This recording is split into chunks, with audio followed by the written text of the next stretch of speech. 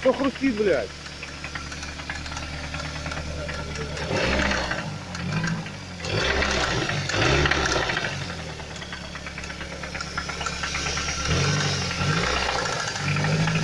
Ты разок ты говорю ей.